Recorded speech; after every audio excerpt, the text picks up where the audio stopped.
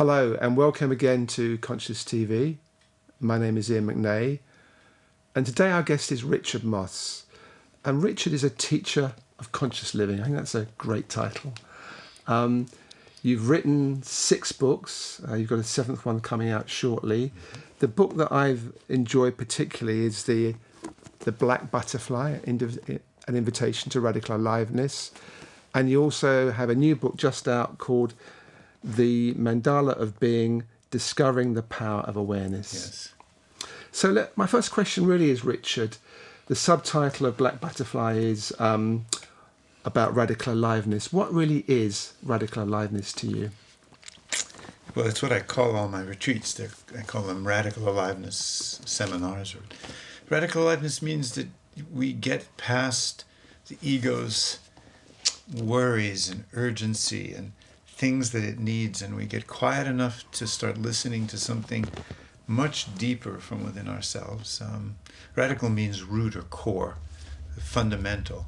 So what is the fundamental source of aliveness? The fundamental source of aliveness to me is reaching that place inside of yourself where you're really listening to your own deeper intuitive wisdom, where you're falling in love with yourself, not because of any kind of positive affirmation, not because you are running away from or trying to push away unhappiness, but because you've settled and settled into the moment, into the present moment, into the nowness of yourself. And out of that comes this timeless dimension of aliveness. That is what I mean by radical aliveness. Sometimes it brings physical healing. It always brings intuitive knowledge. It's like one woman who said, I discovered I love myself and I never knew I knew that. And that's what thousands of people basically say. So it's a journey to, first of all, a deep connection to oneself, and secondly, to the kinds of tools and practices that you can then use for the rest of your life to deepen that journey. I know at one point in the Black Butterfly you talk about everybody being on a journey like this and not everyone being aware of it. And I think that's kind of probably a lot of us miss out because things happen in our life that are significant pointers. And because we're not necessarily aware enough or we're too busy at the time, we don't always see them as guides and hints and clues. But first of all, we try to cover up the fact that we're unhappy. We keep up a positive face. We tell, oh, I'm fine. We do all that. But the simple truth is that not only are most people unhappy, but our society, certainly modern society, is deeply unhappy. So first of all, we have to admit we're unhappy. Then we have to say, okay, the unhappiness isn't necessarily there's something wrong with us.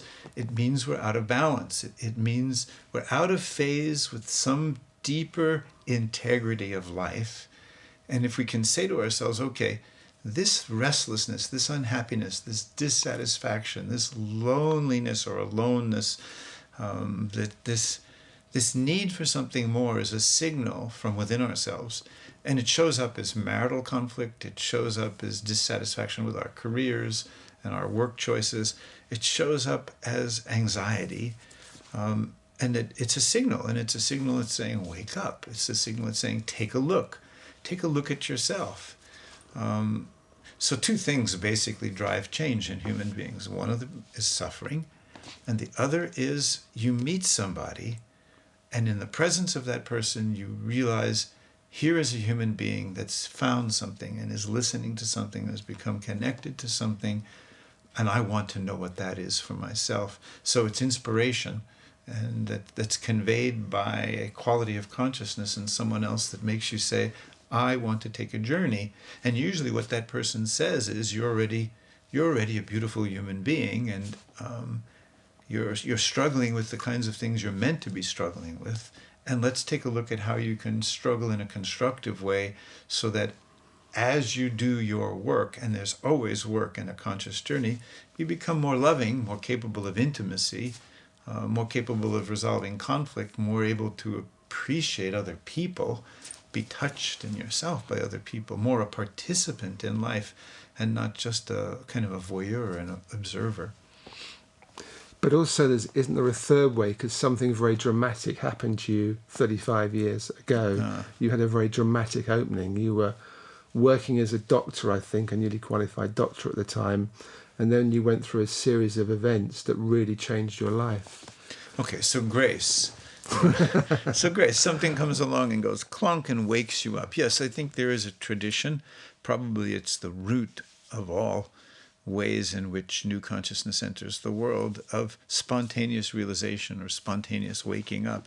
And I had an event that for me was a spontaneous waking up. And I was just turning 30. In fact, it occurred right around my 30th birthday, that specific event. But if I look back, it had been presaged. I was on a journey. I was questing for a long time before that. And what was the reason you were on your journey? What were the catalysts for that? Unhappiness. Okay. Unhappiness, yes. I thought the woman would be the one that would fill me, and I found that, yes, I could fall in love, but there was only a certain limit to my ability to be vulnerable. And then I'd start pushing woman away.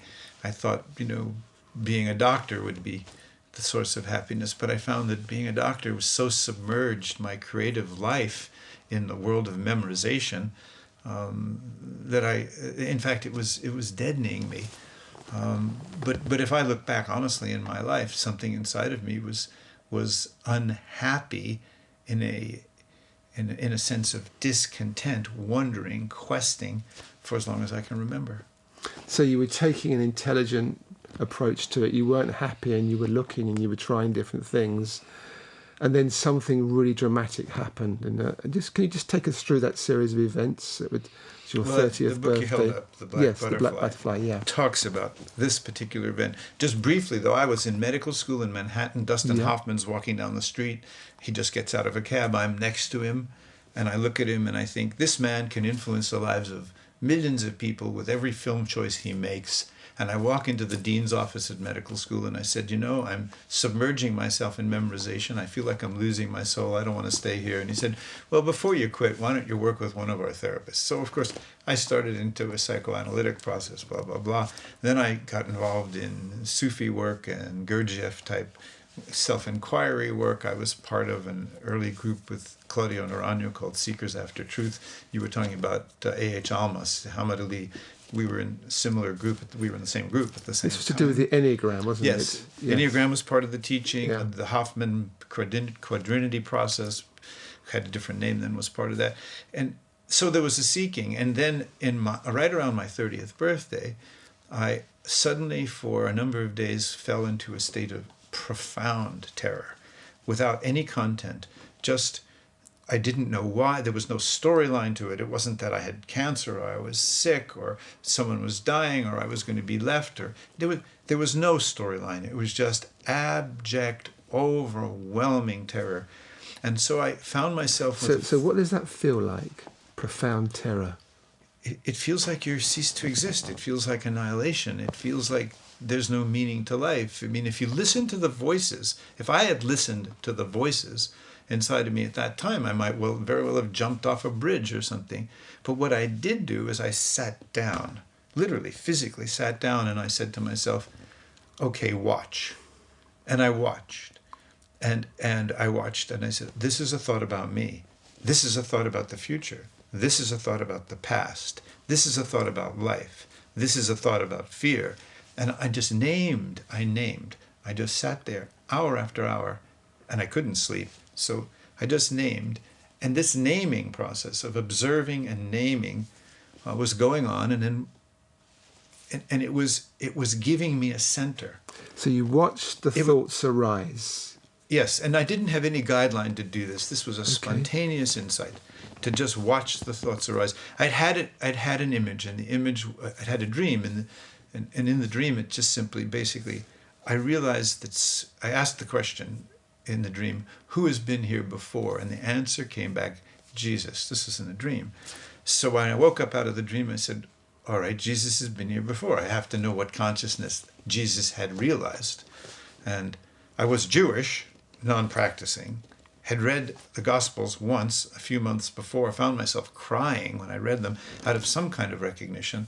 Here I have a dream that says, Jesus has been here before. So I said, okay, if Jesus has been here before, what's that consciousness? And at that point, I started this questioning. And the questioning was this, it's a story about me, it's a story about the past, it's a story about life. This is a fear of my feeling, this is a judgment of myself for the feeling. And I'm sitting in a backyard of a friend's house. She was a Jungian analyst, and she realized that something very powerful was happening to me. I'd called her on the phone. She said, I'll come and get you, stay with me.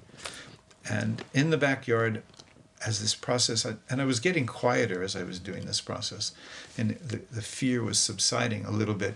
There's this black butterfly, white butterfly, dancing in the air, landing on a branch. They mate, they break off and dance in the air, and the black butterfly, the darker butterfly, lands right in the middle of my forehead. And at that moment, which is why the book's called The Black Butterfly, in that moment I became one. The inner and the outer were the same thing. It was just all love. It had never been anything but love. Richard Moss was there only in the background as a kind of observer, aware of what was happening. And that was after that I could see energy, feel energy, had tremendous sense of empathy with people, whole new dimensions of awareness opened up. And the truth is, saying all that, it didn't change the fundamental part of my ego that was still insecure, competitive. I've had to work on that for a long. It didn't change the part of my ego that had been predetermined by, let's call it the patriarchal psychology of our time.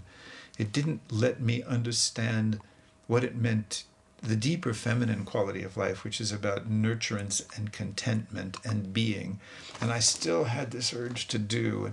And anytime I would start to do, I'd be anxious. Anytime I would be fine. I mean, more than fine. And so my path in life has been this navigation between contraction and openness. And I know the path because I listen in my body. I mean, just the slightest contraction, and I know I should be saying something different to a friend or different to my wife or listening more carefully. And the moment I say the truth or listen more carefully, the contraction relaxes. And that path is what I've walked, a path very much guided by my body. My body tells me when my mind is in conflict with reality, when my mind is in conflict with what is. So when you had the experience after the black butterfly landed on your forehead, what actually changed in terms of the way you viewed reality?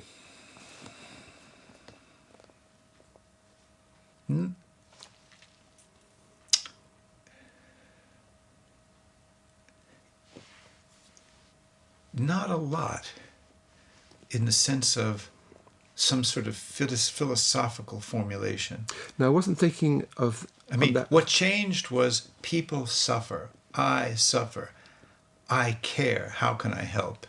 And it turned out, as soon as my heart was open, I was helping. I would sit there, tears could run down my face, someone near me would fall. They would just feel safe. They'd feel seen. They would have their own answers come. But what I meant is, did you have a different reference point for who you are? Yes, in a certain sense, I did. I mean, it's a dangerous reference point, an essential reference point. I had a witness position. I could watch what arose inside of me at the level of sensation, at the level of feeling, at the level of thought. And I knew that I was more than that. I knew that as an aware entity or an aware being, I transcended what I was aware of. But I didn't have identification with the aware self. I basically saw that whatever you'd call illusion was me, whatever you'd call transcending of illusion was me. I didn't feel like I was the viewer of my unhappiness and therefore not unhappy. I was unhappy and the viewer of my unhappiness. Okay. I was lonely and the viewer of my loneliness. I was needy and the viewer of my neediness. I always knew. Walt Whitman was the very first thing I read after this awakening, and one of the things he said is, the higher shall not be demeaned by the lower, nor the lower dismissed by the higher. And it's always been my path. It's always been my path. I would rather define myself by whatever I would call small and weak than whatever I would call transcendent and greater, because the transcendent and greater turns out to be a little too impersonal, a little too abstract, and a little too desensitized, whereas the part that hurts and feels and loves and cries, and that part is so intimately human and intimately connected to the wind, the sky, nature, the earth, people, and that's where I like to live my life, so close to this embodied state of being, embodied awareness. So it's never awareness for me, it's embodied awareness. But it's not just embodied. I'm more than my body, of course. But without my body, I wouldn't have any way at all of celebrating life. Because you give quite a long description in the Black Butterfly of this process, and you talk about at one point that you were merging, like I think that you saw a cow and you became one with the cow, and there was the nature, you were becoming one. So is you had a new, I can't really call it experience, but you had a new reference point of oneness, and yet you're talking also about witnessing. I'm just... There's an emanation that comes from a realization like I had. Yeah. That emanation affects every person that's near me. In the beginning, they would just simply start to cry. Some of them would even get sunburned because there was such a force field that came off that it literally would redden their skin. However, I knew that I had to deal with my fearfulness, my neediness, my weakness. I couldn't define myself by the emanation. I had to define myself by my humanity. Okay. So I define myself by my humanity, my capacity to love, my capacity to listen, because that's the more important quality as far as I'm concerned. The fact that a new level of consciousness awakened in me, lives as part of me, is always with me, is lovely. But I didn't do that. So I take no credit for it. It did itself. It's a step of evolution, and it happens to us, and it happens to some people. And this is 35 years later. I have not had to really try to have people around me to work with, because they always keep coming. They keep coming because of the emanation. They keep coming because I'm a man on a journey that everybody can take. Anybody can take. And what I've tried my best to show people is, and particularly in the newest book that I've written, The Mandala of Being, and the newest still, which comes out in a few months, comes out in February of 2011, is, okay, if you're not fully present, where have you gone? And that's the path I live. As soon as I realize I've left, I come back and start all over. I know that who I am is not my history. I know that who I am is not who I'm going to become. I know that who I am is not my thoughts about myself, and I know that you're not my judgments of you, and I start all over again. And when we start all over again, we are a man with a man in this instance, or a man and woman together, or a man and child together. It's life, and life to me is the blessing. But if somebody is fully present, who hasn't had the experience that you've had, aren't they staying within the subject-object relationship? Well, subject-object is a stage of development, okay? I would call it me-you. If there's a me, then there's a you. If I'm grandiose, I'll make you smaller. If I'm depressive, I'll make you bigger. I mean, it's a continuum. Learning humility, learning to start all over in the present moment, learning to appreciate another person as other, really enjoying their otherness, and not calling that otherness unconsciousness, for example, or not calling that otherness selfishness, just your you-ness in a particular moment. That, to me, is the wonder of life. I am not worried about whether there's a state that transcends subject-object consciousness. Of course there is, but who cares? Okay.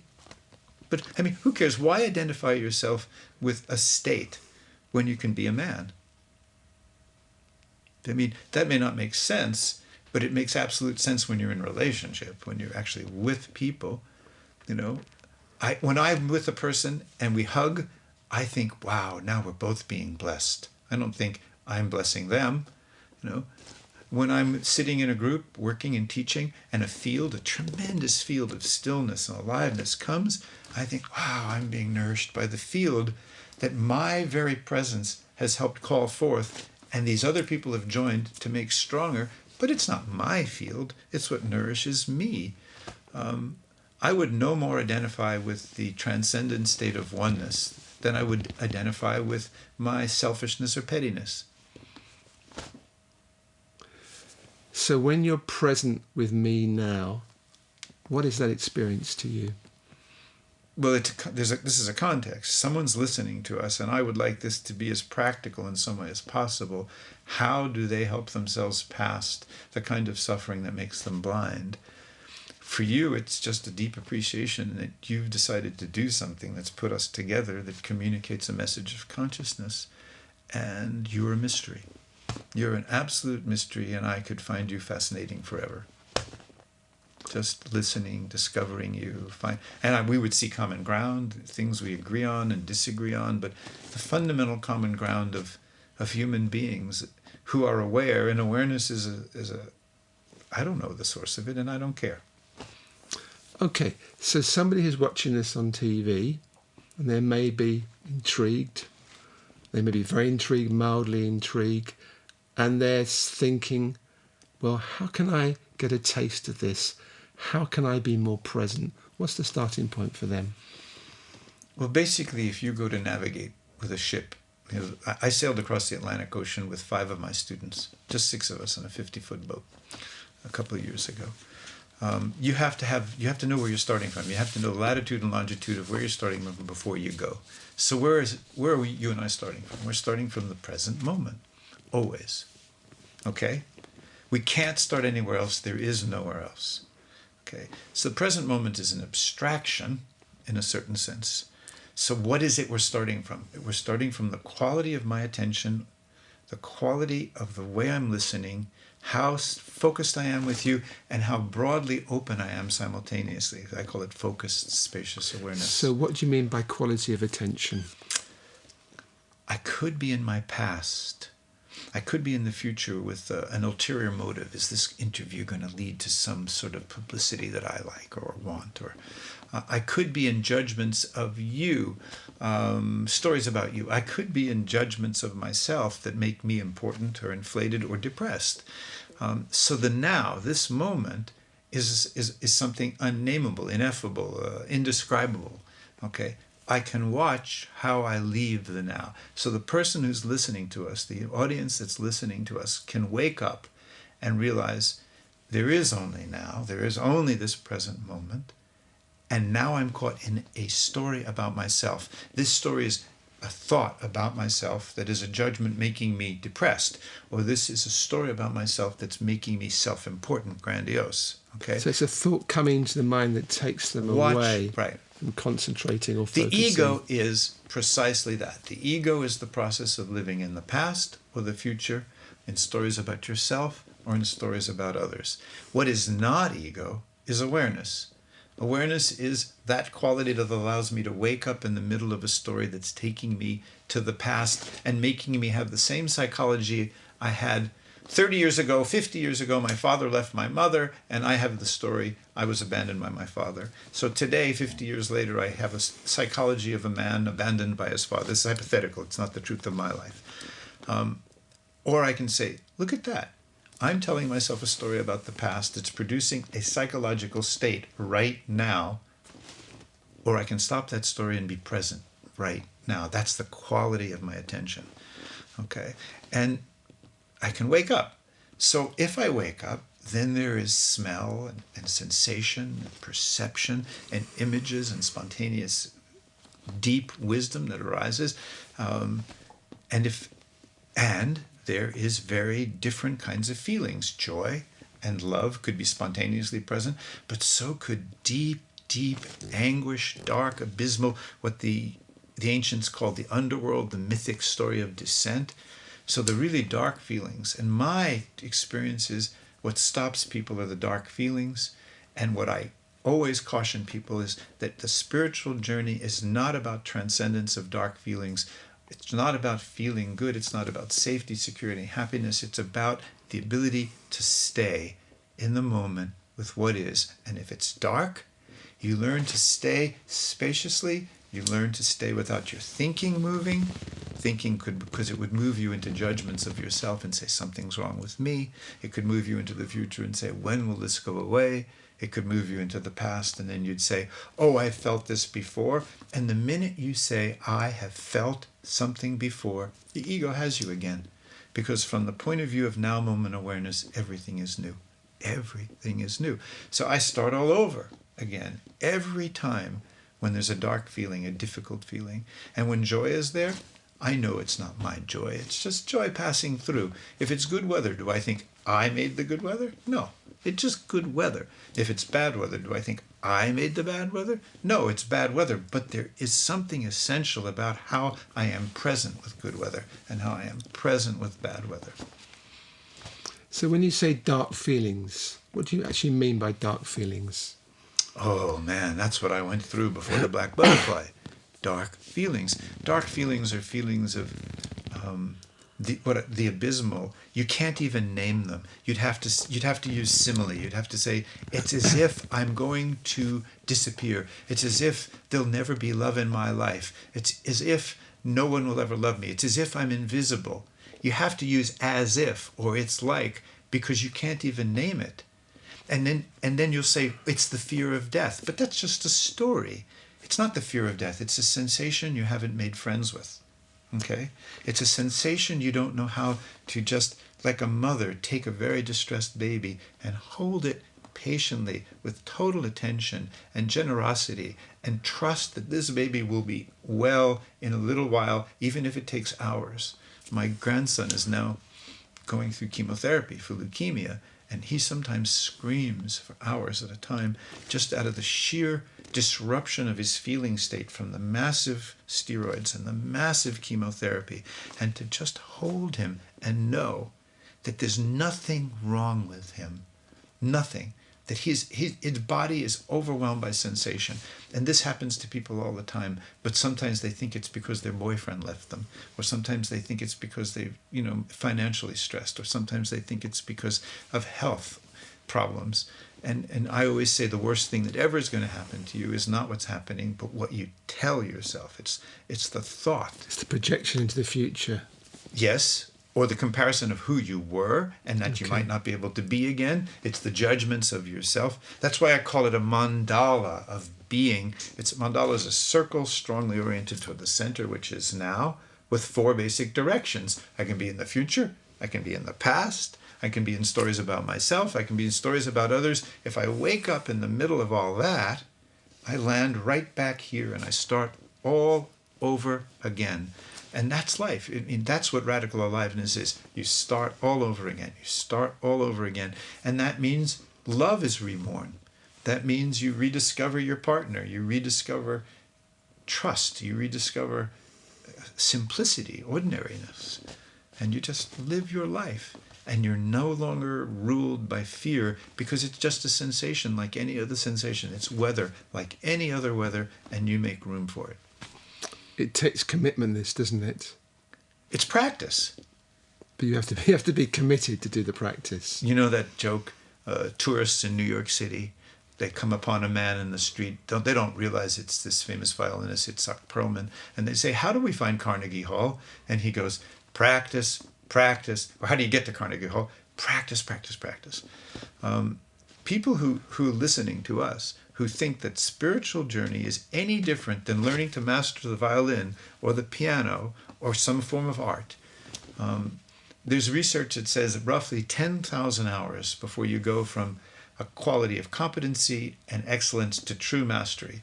10,000 hours of returning yourself to the present moment and starting over, and you become Nisargadatta, you become Ramana Maharshi, you become Buddha.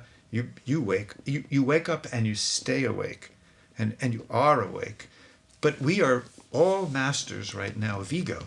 We've spent more. By the time you're 20 years old, your ego was formed by 5 years old. You've had 15 years of identifying with your thoughts about yourself. 15 years all day long of identifying with your thoughts about people, your sister, your brother, your friends, your school. We are all masters of ego, and ego is a stage of development, nothing more, And if we don't respect it, I mean, if you have a child who doesn't develop an ego, that's a tragedy, because they have no point of view to operate in the world from.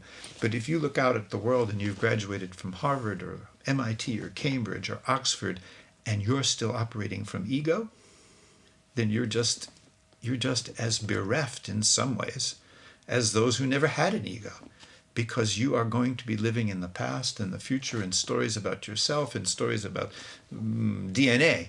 But you're not going to be living right here, starting all over, capable of a deep balance between doing and being, and between nurturing and making, fabricating. We don't want to just keep growing. We want to be able to rest into what we've created. We're very out of balance. So we're masters of ego. Now, if we want to change, we have to work.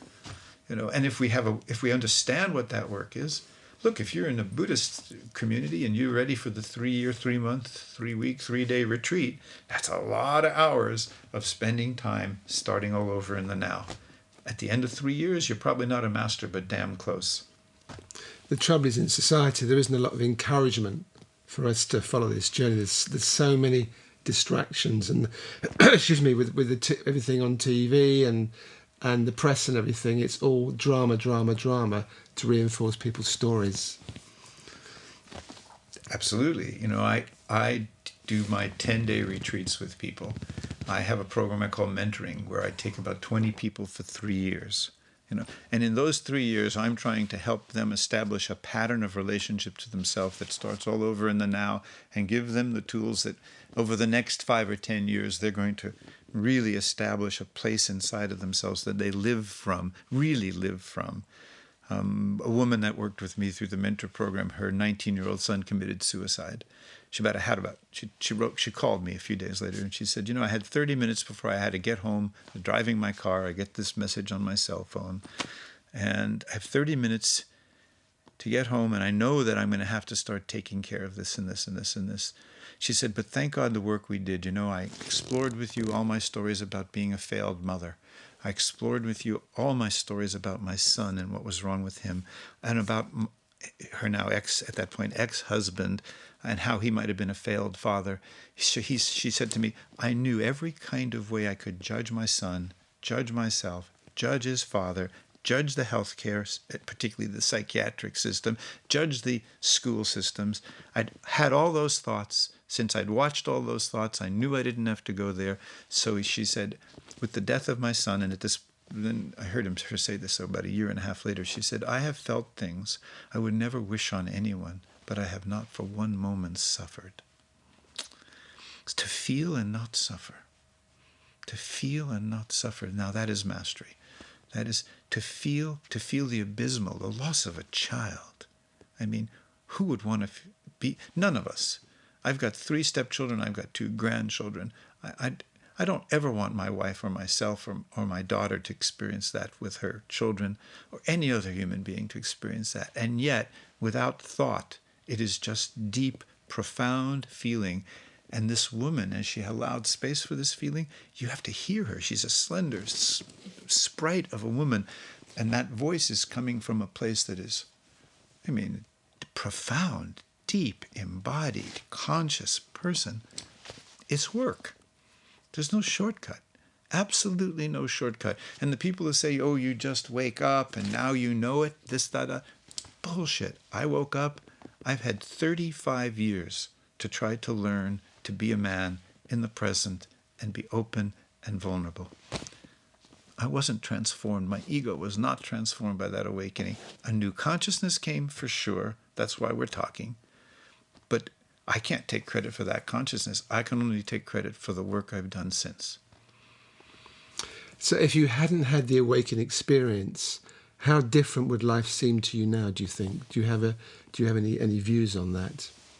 I'd probably still be a doctor. I don't think I would be able to know. The only way I'd be able to know is because I see where people spend their lives identified with their thoughts about themselves, and identified with their thoughts about their boyfriends or their girlfriends or their mothers or their fathers, or identified with their aspirations for the future. I think the greatest thing is to try to reach a better future, but I don't want to live my life any other moment than now on my way to whatever that better future might be. And they'd still be identified with the past. They essentially nothing new would happen. The ego will not let you have a new experience. It just takes its old experience and projects some alternative version of that into the future. But there is no real change of consciousness. So I don't know who I would have been without that. I mean, I just look and I think, how did I get here? By grace, by some mystery. But I've had to do my work. I continue to have to do my work. I still do my work. There's no one else who's going to do my work.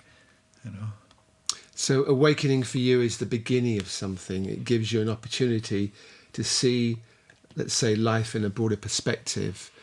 And then, as you put it, there's homework to be done, which is ongoing. Absolutely. Yeah. Absolutely. It's, just because a 6-year-old suddenly has an ego doesn't mean they've really learned how to master their ego, to really use it properly.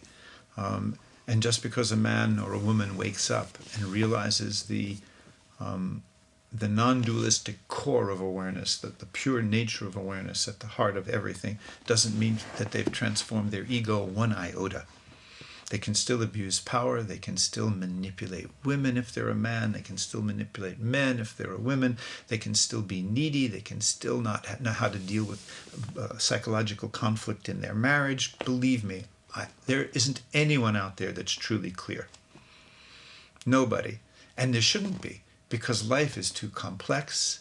We're not clever enough, even with awakening, to overcome the subtlety and vastness of the human psyche. We are always making a mistake. There is always a shadow. Every spiritual community has a shadow. Every quality of awakening that brings something into consciousness causes something else to be suppressed, either intentionally or non-intentionally. We're constantly having to come back into balance. It's never ending. And I can't think of a better. I mean, what's the most... I sailed across the Atlantic Ocean. I've climbed to 22,000 feet on my, in technical mountaineering. I've done things that very few human beings have done, and there are many human beings that have done those kinds of things way beyond me. But the point is, there's no better adventure than the adventure of becoming conscious.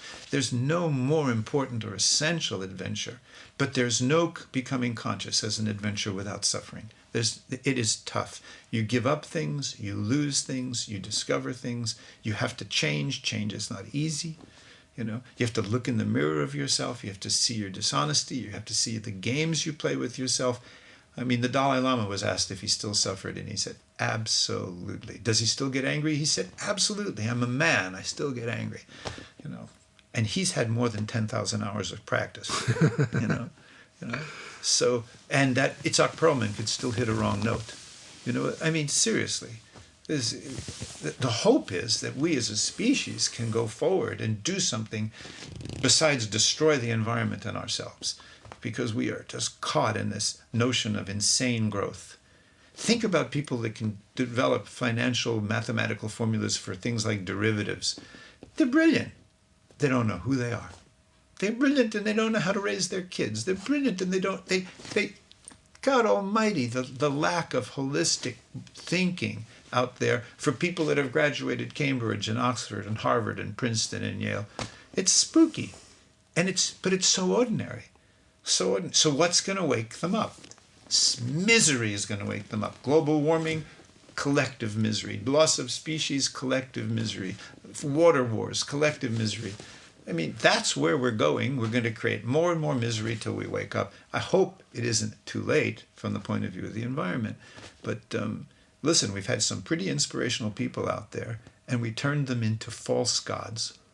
It's also interesting. I read recently Warren Buffett's biography, and he was... there's two things that came out of it. He was a very driven man. Of course, he's one of the richest men in the world.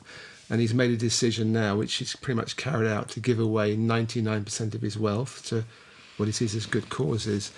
And he also said at the end of the book, well, this is a quote, it's a biography, not an autobiography, that he realises now that the most important thing in life is that the people that he loves love him. Exactly. And I think that it just shows there's someone very driven, they become multi-billionaire, and yet they come back to very deep human values. We had two British songwriter poets here that did it pretty well. And in the end, the love you take is equal to the love you make. Beatles, Yeah. Beautiful song.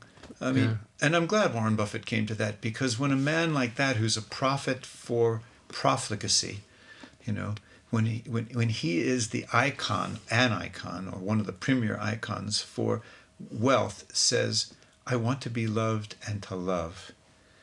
I hope more people will listen to him, But right now it's all about more and more money, because money's going to buy me what? Freedom. But it doesn't. It doesn't buy you freedom. What buys you freedom is that when the abysmal feelings come, when the really difficult feelings come, you don't contract into self-pity, into anger, into self-protection, or into aggressiveness. That's freedom. And when love comes, you don't say, look at me, I'm such a wonderful person filled with love. You go, thank you, because I know this too will pass, like the weather. One thing that interested me, I was looking at your website earlier today, and you said on there you used to have your own international community for 10 years, but you closed it down because it was dangerous to your own psychological health. Yeah, I think probably an intentional community in the sense. It was a bit international. There were people from different I wrote parts. down international. It's actually intentional, is it? Well, Okay. There was a group of people who so respected what I was doing, they wanted to help me do it. Okay. And so we came together. And then there were about 20 or so that were helping me do what I did, and there were about a dozen or so more that lived in the local town. But what was unhealthy was, in the beginning, they were donating their time. And that I didn't like. So then I started paying them, because I felt every single person should get rewarded for energy they put out. I don't believe in communities where you volunteer for the spiritual master and you work for free, because somehow by being near her or him, you absorb some sort of spiritual juice and you accelerate your evolution. Too self-serving for the master. They don't know how to say no to us. These people found a way to rationalize my stupidity and talk about it as if it was some sort of conscious process. That was psychologically unhealthy. I realized, first of all, at a certain point when I'm paying everybody, now I have to make so much money from my programs that I'm doing my programs more driven than allowing it to unfold with the flow of life. So I let it go. Yeah. I let it go, and I married a woman who had 3 kids, and I dived into family life, and I've been a stepfather to those 3 children. They're now adults, and now I'm a grandfather through those kids. I have no children of my own, but it was unhealthy because no one could say no, not really. Do you know what I mean? Who says no to Rajneesh? Who says no to the Dalai Lama? I mean, who says no to any of these spiritual? Who says, no, I don't think your consciousness is clear on that? I disagree. And it's in the story of the Buddha that one of the men who was taking care of him, I don't remember the name of that man, but was not considered in the legends of the Buddha to be enlightened or awakened, was the one that argued for the Buddha to let women into the Sangha. And you know what the Buddha said? If I let women into the Sangha, a teaching that would last for thousands of years will deteriorate in 300 or 400 years like mildew rotting a blanket. Right? Yeah. But yet it was, who was it? It was, I think, his wife's sister who traveled all the way, because Buddha was married and left that family, who traveled all the way to him and said, I want to study with you. And he said, nope, don't take women. And then this old guy that's helping him says, but don't you teach that this teaching is for all sentient beings? Why isn't it for women? And finally the Buddha broke down. But in the canon of that time, the prescriptions for women are amazing.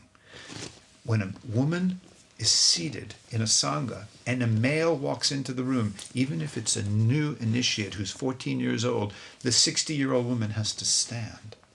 If a woman wants to go on retreat, she has to get permission from a man. But if a man wants to go on retreat, he doesn't need permission from anyone, right? And it's a list of these things. So, in fact, if you compare the Buddhists at that time to the Hebrews, they were absolutely liberated in terms of women. If you compare them to other religions of the time, they were ahead of their time. But there was enormous unconsciousness even then. And we have enormous unconsciousness now that we don't see. And someday we'll see it. And the basic way we're getting our unconsciousness reflected to us right now is through nature, through what we're killing, through what we can't replace, through global warming. We can't see ourselves, so we have to get slapped in the face by life, by nature. It's not a very intelligent process that we're putting ourselves through in terms of the planet. You're right, we're getting slapped very much. I just wanted to give you a few minutes at the end to talk about your new book, The Mandala of Being. What actually is the message in that book? Well, I've been saying it a little bit. The Mandala of Being came out in 2007. It's pretty much the summary of everything I've learned at that point of nearly 30 years of teaching and journeying. But the heart of it is simply that when you leave the present moment, there's only 4 ways you can disappear. All those 4 ways are the very nature of ego. You go into the past, you go into the future, you go into stories about yourself, and you go into stories about others. The stories about ourselves make us special, either special inflated, grandiose, or special deflated, depressive. They're just thoughts. And in the newest book, which will come out, as I said, in February of 2011, that book called Inside Out Healing, Transforming Your Life Through the Power of Presence, is basically saying the worst thing that ever is going to happen to you isn't what actually happens. It's what you tell yourself about what happens. And here's how to learn to start over in the present moment, even if you've had a stroke, even if you're in the midst of a divorce, or even if you've become paralyzed. Here is how you take a journey deeper to yourself, no matter what the circumstances are. And to me, that's pragmatic. So there's always a new starting point, you're saying? Always, always, always. And it's because that's hard to realize when you're in. I know, even for myself, it's hard to realize when I'm in a crisis. There's a new starting point. Well, for example, the new starting point right now. Let's say someone's listening to us and they're in terrible pain. The starting point is not to think about your pain. It's not even to name your pain. It's to take your awareness and come gently, gently, gently toward this pain and touch it really, really softly. And as you do, realize that your mind, like the sun, shines infinitely without limit. You know, we think about the sun shining in space, but all we think about is sunlight on our planet. You're out in space someplace, you see the Earth. Well, look at those photographs that the astronauts took from the moon of the Earth. But every single square centimeter of space for 1 million light years is filled with, for 4.4 million light years, is filled with the light of our sun everywhere, you know? You just don't see it. Just like you don't see awareness, you don't see it unless you look at the sun or you look at the earth. So the point I'm making is stay spacious, stay big, but stay with that feeling. Right now, you know, if we were to do a meditation, I would say, here's a meditation about how to deal with difficult feeling. You know, and I think you said there might be a chance to do such a meditation. We're going to do a meditation after the program. Yeah. So I'll do a meditation on how to stay with difficult feeling. Yeah. Because this is where you start right now. And the problem is, if you tell yourself a story about the future, you'll scare yourself silly or you'll get hopeful. So it'll be false hope. It's a question of watching the story start to come and then catching it and just not energizing the story. When you're dealing with difficult feeling, it's exactly what you've just said. Catch the story and don't go. When you're dealing with emotions like jealousy, anger, rage, resentment, guilt, those are emotions are created by thoughts. You cannot have jealousy without thought. You cannot have envy without thought. You cannot have depressive, I'm not worthy, I'm not attractive, I'm not good looking without thought. Those emotions do not exist without thought, but feeling exists without thought. Feeling is a much bigger category. Emotion is this little category inside of feeling. Okay? When the very difficult feelings are present, do not think. When the emotions like jealousy and rage and anger are present, figure out what you're thinking. Yeah, and that's what my book teaches. It literally teaches you. For instance, when anger's starting to run, do you let it run or do you say, I shouldn't be angry? How do you approach it? There's 2 kinds of anger. Okay. You're trespassing on me. You're completely treating me stupidly. And I say, stop. I'm not going to be shamed by you. 5 seconds later, I'm completely at peace in myself and it's clear. That's healthy anger. If you're still angry a minute later, that's resentment. And that is unhealthy anger, and that's perpetuated by thinking, okay? So it's the length that the anger runs. Right. Right. But jealousy never runs without thinking. Envy never runs without thinking. Guilt cannot run without thinking. Nostalgia cannot run without thinking. Fearful thoughts about the future only because you're thinking. Hopeful thoughts, eager, ebullient thoughts about the future, feelings about the future, emotions about the future, only because you're thinking. The emotional world is destructive, unintelligent, stupid, and we must take control of it, which is what these last two books, The Mandala of Being and the book Inside Out Healing, are all about. But feeling is healthy, feeling is essential, feeling is absolutely essential, and we have lost the ability to feel. Psychologically, we could call that the loss of the feminine side of our psychology. I'm not talking about the loss of femininity in a woman. I'm talking about it as both in a woman and as a man.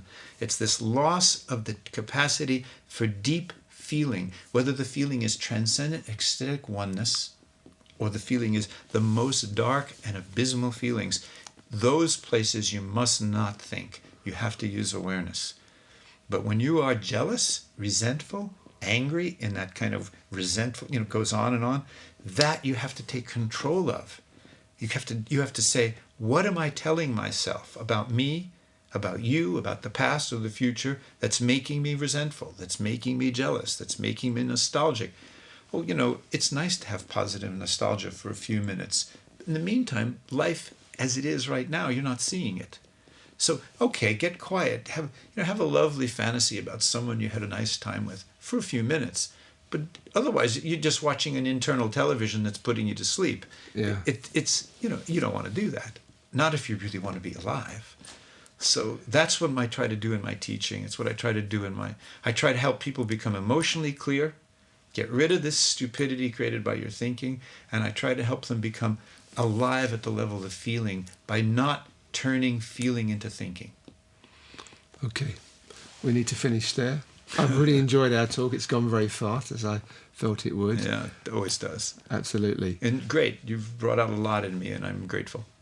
Thank you.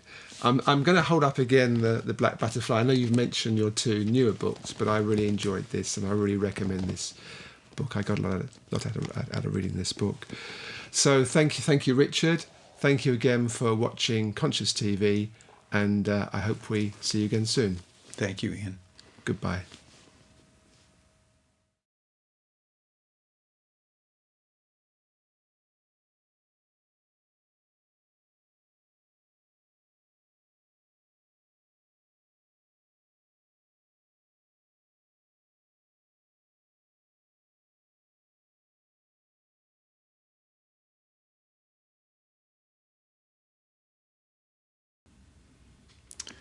Hello, friends. My name is Richard Moss. I'm here on Conscious TV, and I'd like to share with you a short meditation on letting yourself become big enough to hold even the most difficult and dark feelings. When the American president Franklin Delano Roosevelt took office shortly after the beginning of the Great Depression, he told the American people, and through that all the way to the world, that the only thing to fear is fear itself. And my experience as I journey is that what stops most of us from going forward in our lives is feelings that we are afraid of, feelings that we don't know what to do with. So in this meditation, I'd like you to stop for a moment and think about the kinds of places in your life where you become afraid of abandonment or loss, you become afraid of not succeeding. These are the stories you tell yourself, that it's a fear of abandonment or a fear of loss or a fear of aloneness or a fear of not being loved, a fear of not being wanted. But the actual sensation. So if you close your eyes and you realize that you have this blessed gift of awareness, and that awareness has two qualities. It allows you to become precisely focused, but it also allows you to stay open, big, extended. So what I've learned to do in myself and what I've been able to teach many, many people is how to hold very dark or difficult feeling. So here's what you learn to do. Slow your breath down a little bit. Turn your inner gaze toward whatever this is that's disturbing you, that's scaring you. And you're going to stay with it. But you're not going to fall into it and collapse into it. You're going to guard yourself against letting your mind think. You're not going to let yourself say, don't say, I have felt this before. Do an experiment. Make believe that this feeling that you're calling fear or loneliness or abandonment or betrayal is actually something you've never felt before, which of course is true from the point of view of awareness. This moment is always new. So turn your gaze toward it, and like with a feather soft touch, keep that inner gaze on this feeling, whatever feeling it is, this difficult feeling, this feeling of threat or dread, or the fear of that you're going to lose yourself.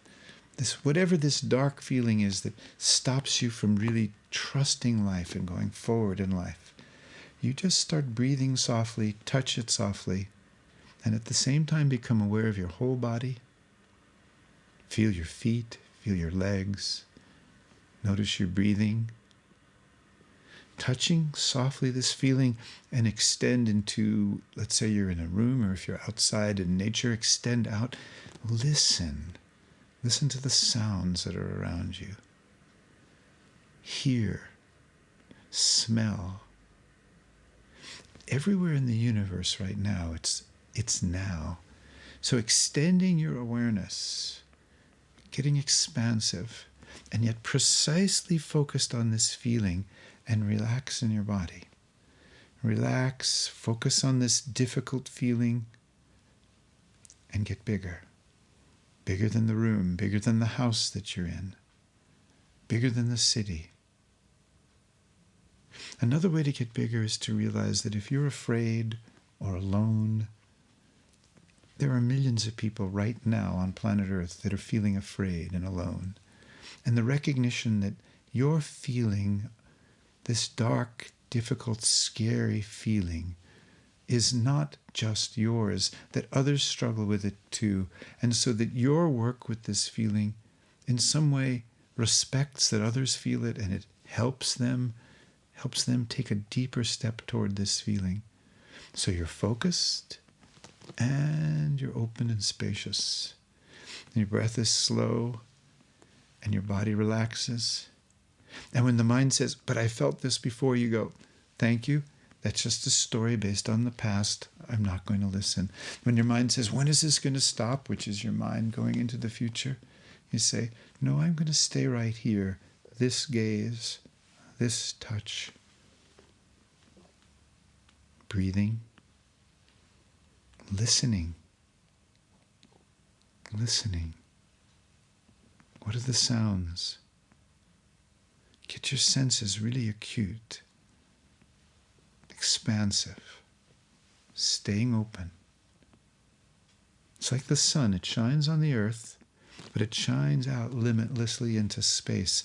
Your aware mind shines on this fear, this dark feeling, this scary feeling, but it also shines out into now, into other sounds, into your whole body, beyond your body. So if you can stay spacious and keep relaxing, and if you don't tell yourself a story that this is a bad feeling, that you shouldn't feel this, that there's something wrong with you because you feel this, and instead you just breathe, hold the feeling, touch it softly, very softly. Anything we touch gently and compassionately and softly, we are bigger than that. It takes a spacious mind to be soft. Small minds are aggressive and tough and hard.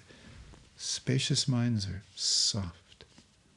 So be very soft and relax and make space. I know from my own experience that there are sometimes feelings that you think are so overwhelming that you could tell yourself the story, I'll lose my mind. This is unbearable. It's not true. Your aware self is bigger than any feeling. So breathe slowly, get bigger, relax, expand, stay with the feeling, softly touching it, and without thought, feeling always changes. You have to think to keep a feeling locked. A feeling that seems blocked means you keep thinking about it, you keep judging it, you keep saying, I don't want it. This is a wrong feeling. That's what locks it in. That's what keeps you blocked. So just get bigger. Relax. Touch this feeling very, very, very, very softly, like a feather. Breathe slowly. Soften in your body. And the feeling will pass through. Now, we've been running from these feelings since we were children, so it takes a little time to learn that you're bigger than any feeling, no matter how difficult, no matter how threatening. But I promise you, from 35, 40 years of experience, there is nothing bigger than your aware self. You can be gentle with the most frightening feeling. And once you learn to do this, you won't be afraid of people. You won't be afraid that they'll hurt you. You won't be afraid of success. Even big feelings of love. Many of us are afraid to feel joy, real joy. We're afraid to feel love. So when you feel this tremendous sense of love or joy or gratitude, just touch it softly. The ego will say, I want more of this. But don't listen to your ego, because as soon as you want to hold on to joy, the joy will go away. Joy will go away anyway, but let it flow on like weather. The dark feelings come, you make space for them. The joyous feelings come, you make space for them. And this way, you become very rich in who you are. You're not impersonal, you're not dissociated. Something becomes so alive inside of you. Focus. Spacious. Ready? Like a martial artist before a contest. Relaxed like a baby. It's paradoxical when we use this kind of language, but this is the way you make space for the dark feelings. This is how you make space for dread and fear and aloneness and grief and joy and extraordinary love. Most of us have no idea how vast we can be, just how tremendously full we can become with the feeling that is the fullness of life. So learn to touch softly, and stay open, stay big. Stay in the now, because the now is everywhere.